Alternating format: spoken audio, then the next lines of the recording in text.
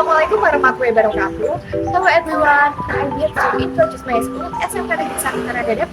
It's one of the conventional high school in Pekalongan Regency, which is located on Jalan Raya Kedung Gebur, Pejaten Kecamatan Karangdadap, Pekalongan Regency, Central Jawa. First of all, in the front area, there is a Industrial Revolution room, a UKS room, a security room, a parking area, and a mall which is under construction. Then in the area, the other back, there are various classroom 1 to 18. There are fields, teacher office, German part, canteen, library, and various practice rooms. And yes, at this SMK there are a special design, office management and business service, engineering electrical, then welding, motor, and automobile engineering. Here I major in office management and business service. What is MBLB? MBLB is a competency that studies all types of office activities. This department is divided into 2 class and 3 practice rooms. In this department, one learned many things such as proper public speaking, data processing, make letter, create Excel, create PPTS, and accounting. Oh yeah, briefly let me introduce myself. My name is Marti Zainal Saira.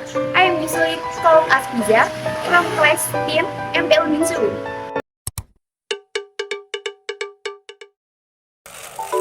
Oke semuanya, di sini saya akan menjelaskan materi tentang jenis layanan bisnis logistik. Simaklah video berikut ini. Apa sih yang dimaksud dengan layanan bisnis bidang logistik?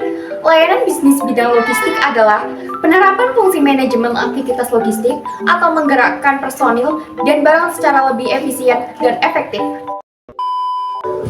Adapun jenis-jenis layanan bisnis logistik yaitu sebagai berikut. Yang pertama ada air freight service. Air freight service adalah salah satu jenis berkembang transportasi yang menggunakan moda udara untuk pengiriman barang dari tempat asal ke tujuan. Seiring dengan perkembangan barang yang bersifat mudah rentan rusak dan basi, perkembangan angkutan udara pun semakin berkembang. Sebab, dengan adanya transportasi ini, barang yang mudah rusak tersebut dapat dikirimkan dengan aman.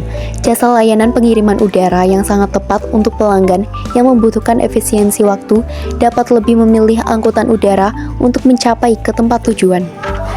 Berikut adalah contoh dari layanan air freight service. Kedua, sea freight service.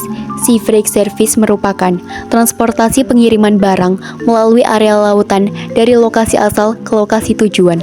Layanan pengiriman melalui mengutamakan waktu dan jumlah muatan yang cukup banyak bagi yang ingin mendapatkan barang dagang secara impor maupun berjualan ekspor ke luar negeri. Jadwal keberangkatan kapal hampir setiap minggu dan dengan kapasitas berapapun yang dibutuhkan dan jangkauan yang cukup jauh dibanding layanan pengiriman udara. Berikut adalah contoh dari layanan sea freight service. Ketiga, land freight service. Land freight service merupakan layanan pengiriman melalui jalur darat. Jenis layanan darat ini merupakan hal wajib dan banyak dijalankan hampir di setiap kota, bahkan sudah memenuhi daerah terpencil. Hal tersebut terjadi karena layanan tarif yang ditawarkan pada pelanggan dengan harga yang lebih terjangkau. Proses pengiriman menggunakan armada darat, diantaranya seperti mobil dan truk. Berikut adalah contoh dari layanan land freight service. Ketiga, packing and moving. Pelayanan packing and moving merupakan jenis pelayanan jasa pengiriman yang banyak dilakukan oleh agen pengiriman maupun kemitraan. Jasa packing dan pindahan gudang, kantor, dan rumah, baik antar kota maupun provinsi di seluruh Indonesia, sudah banyak ditawarkan kepada pelanggan. Layanan ini masuk pengecekan dan pengawalan barang dari tim pengepakan di lokasi awal, proses packing, pengiriman, hingga pengantaran di tempat tujuan. Berikut adalah contoh dari packing and moving. Transferability atau kemudahan perpindahan barang ataupun orang merupakan faktor penting dalam interaksi keruangan. Kemudahan sarana pemindahan barang dan orang dari satu wilayah ke wilayah lainnya sangat dipengaruhi oleh infrastruktur transportasi, misalnya keberadaan fasilitas jalan raya. Semakin bagus efektif infrastrukturnya atau halus jalan rayanya, maka semakin mudah perpindahan barangnya menjadi lebih cepat dan tepat.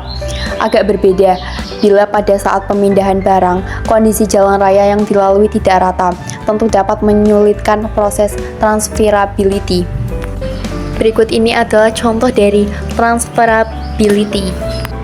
Kelima, warehouse. Warehouse adalah jenis pelayanan bidang logistik dalam proses penyimpanannya saja.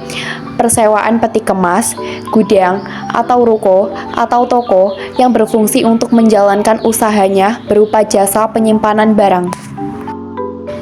Jenis layanan pergudangan membutuhkan fasilitas yang lebih besar untuk rantai pasokan. Hal ini dilakukan dalam rangka menjamin kualitas barang dari kerusakan dalam jumlah yang besar. Tugas utama dari jenis pekerjaan warehouse ini adalah memastikan semua rak dan area penyimpanan mempunyai stok produk barang yang cukup di gudang. Berikut ini adalah contoh dari layanan warehouse. Keenam yaitu Specialist Handling Shipment. Specialist Handling Shipment adalah usaha jasa pengiriman khusus untuk pengiriman barang dengan perilaku khusus, bahkan dengan pengawalan atau pemantauan selama barang dalam keadaan on process. Jenis layanan logistik yang membutuhkan penanganan khusus seperti salah satu produk utama yaitu vaksin dan contoh lainnya yaitu frozen food. Berikut ini adalah contoh dari layanan Specialist Handling Shipment. Berikut ini ada beberapa contoh tabel bisnis logistik yang berupa diagram lingkaran, garis, dan bata.